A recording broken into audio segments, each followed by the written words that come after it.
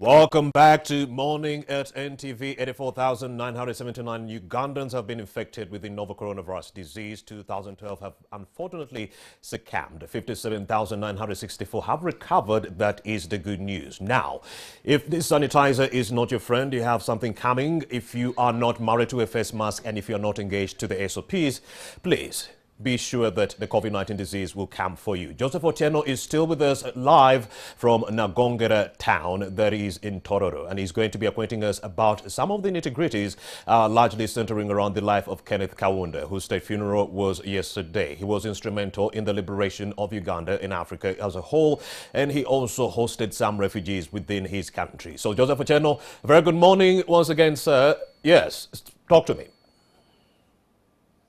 Yeah, good morning, Romeo, and thanks for having me. And once again, I think we want to thank ourselves as Ugandans, particularly for our ability to look after others, meaning people who come to Uganda to seek protection.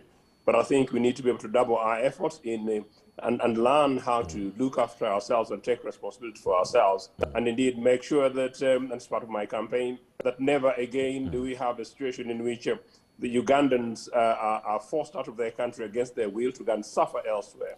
But at the same time, we need to make sure that Ugandans in Uganda are a responsibility of Ugandan governments and all of us Ugandans to make sure that we protect our own lives and properties and make sure that no Ugandan life is lost unnecessarily, like I'm seeing in the last few days, where people are dying from COVID and some of the deaths which should necessarily be avoided.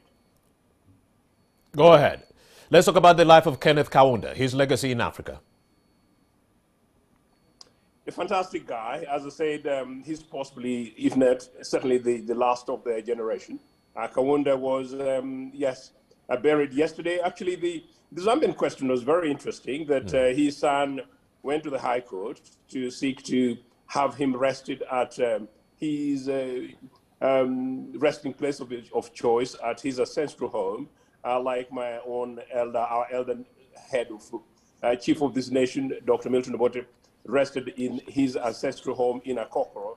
But the courts rejected that. I think I've got mixed views about it, but I think it makes absolute sense in this case that Kaunda is rested at the National Heroes Ground. But beyond that, really, I think it's the case that Kaunda was possibly one of the greatest African leaders in recent times, from the point of view of some of the issues that we've been discussing. Interestingly, after his death, the more I had conversations with some of my colleagues, including in Southern Africa, the more it became apparent that Kaunda was very much of a rare man. Some of these old guys were people who would have special touch. Like you see Barack Obama would make sure that youngsters who go to the White House have a taste of his seat. I saw a bit of Uhuru Kenyatta do that, where he invites young students to sit on the presidential seat. I don't know whether Comrade Museveni would do that necessarily, because some of these things have got on their own sacred ways. But more importantly, Kaunda, who apparently liked to play guitar, would always encourage young people, including one of my good friends, the former young reporter, to be able to learn and do the games with him. What I did not know until more recently is about his role leading to his independence, and this is very important. Kaunda apparently approached Milton Obote, Julius Nyerere, and Jomo Kenyatta, knowing that as Zambia was getting independence in 1964, apparently there were very few African Zambians who were graduates. And so he specifically asked his colleagues to help him ensure that Zambians got fast-track education. And I'm delighted to report that, of course, Makerere very swiftly supported in that process, and so did Dar es Salaam. And of course, I understand Kenyatta, without prejudice, said no. It is partly for that reason that actually as Amin took over, many Ugandans found themselves in Zambia. In fact, I've got a South Sudanese friend in UK who's a top engineer, who was one of those guys who then went on to support Zambia. My point to you, Romeo, is this, that Kaunda at independence knew the shortcomings in terms of the skills built up for his new country, and was able to make sure that he went out of his way to create quick, urgent, enabling environment for young Zambians to get qualification skills and education. So many Zambians apparently got their university education in Uganda and in Tanzania, hence the beginning of that friendship called the Mulungushi Club. Why am I saying that? I'm saying that these are people who are visionaries in their own ways. They're completely determined to transform their countries. They may not necessarily have succeeded the way they did, but they had the purpose, the object, the intention, and they actually acted, even if they acted in a manner in which did not necessarily yield the results. It was purposeful. Put that in context with some of the issues that we're having today over COVID, and then you wonder, do our leaders really think deep today? Do they think deep for tomorrow, or do they think deep long term? So for that reason, I credit to Kaunda. And then, you know, again, if you look at how, and Romeo, how, you're young as I was at the time. Indeed. Lusaka was bombed and bombed and bombed again by apartheid regime because they were hosting the ANC guerrillas, the Frelimo guerrillas, SWAPO guerrillas, MPLA guerrillas, and indeed, of course, you could argue in many cases also some of our own Ugandans, but in this particular case, Southern African guerrillas. These people suffered as much as you could say Uganda today may suffer with the burden of protecting our own African brethren. And he did not yield to that at all. So, fantastic guy, rested, and I think he's going to be better regarded in death. Let's talk about the... He was better regarded at his older age than at the time when he was a president. Joseph Ocheno, let's talk about the Pan-Africanism exhibited by Mr. Kenneth Kaunda. Do you still think the same is being replicated during these times? Do you feel like the leaders today are being Pan-African, just like Mr. Kenneth Kaunda or the leaders that existed back in the day? Are they living exemplary lives right now? Absolutely not. I don't know, and that's very sad. I don't know whether I told this program a few weeks ago when Kaunda passed, but I think possibly another network. I was very worried, and I'm still very worried. I actually do not see an African leader today, and sorry, African presidents today, I do not see any, actually, who makes any scintilla effort towards the Pan-Africanist cause. And Pan-Africanism is very much mistaken as a grouping of African nation states. No, it is very much about an appreciation, a conscious appreciation of, if you like, the African identity and personality, you know, in the broadest sense, one. Two, across the geographies of the motherland Africa. And three, across the broad spread of where an African is, including in Haiti, where today they're actually mourning a slain leader. So I'm not quite sure whether that consciousness is really there.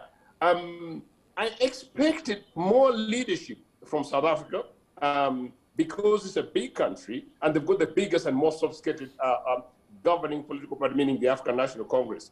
I expected to see more on Thabo Mbeki. He's now retired, but he's sort of taken a back seat for whatever reason it is. I expected to see him beyond South Africa playing that role, and it's not really apparent. Joaquim Chissano, former president of Mozambique,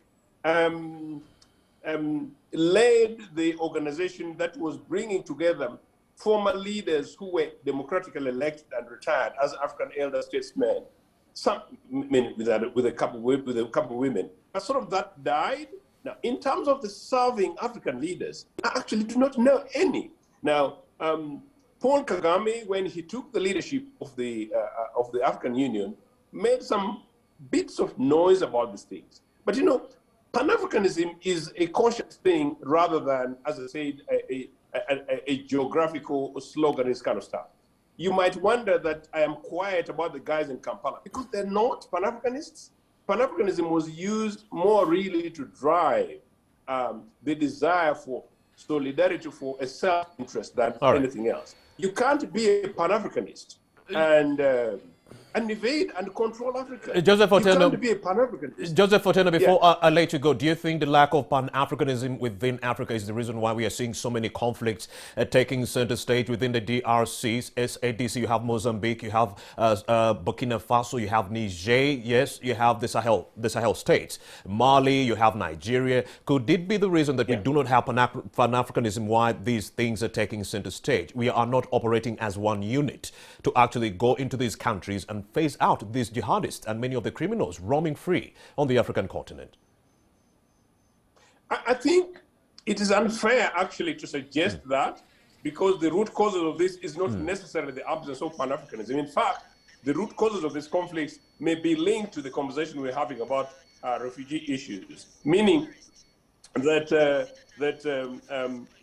many of the problems would be sort of unique to their own nation states. But I think where you're right is this, that had we had a broader, bigger thinking concept of African nationalism, if you want to put it that way, where Nkrumah, for instance, intervened in Congo shortly before Patrice Lumumba was killed, where in the early 60s, Obote and others intervened in some of the conflicts within the region, and indeed seeking to liberate Southern Africa. Indeed. Today, as we talk, it's not really the case that a Ugandan president would go and ask the Malian colleague, what is happening in Mali? This is not acceptable. This is not right.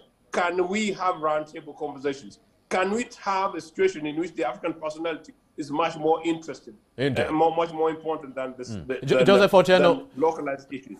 Joseph Otieno, do you think the arrest of Mr. Jacob Zuma, the former South African president, is a turning point in the right direction towards this goal?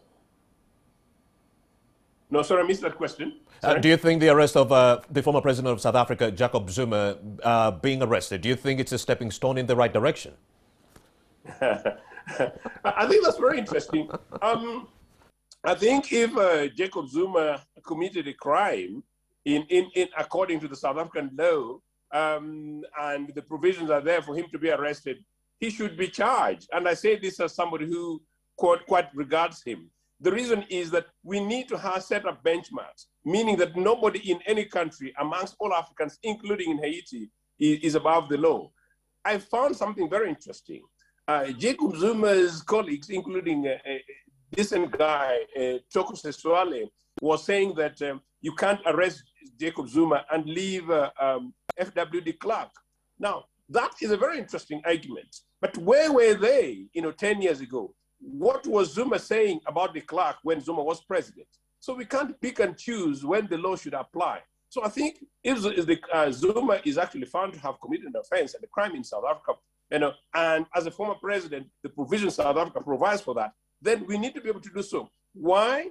We need to end impunity on the African continent. We need to have the rule of law. We need to build a system in which we don't have strong men and strong institutions. Speaking of the law, Joseph Otieno, we have to go to Entebbe. You are also in court. You are contesting the leadership of the UPC. You don't think Peter Olubiri is the president, Jimmy Akena is the president. You were supposed to go in court on June 15th, 14th. We want to give you to give us an update in a few seconds.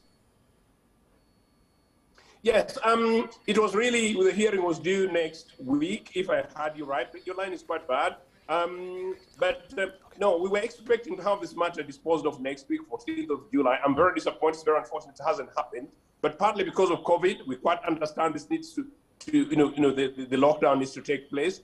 It's our hope, and it's my lawyer's hope, that once the lockdown is over, we are going to push for the earliest. All right, Joseph Otieno, thank you very much for your submission. Unfortunately,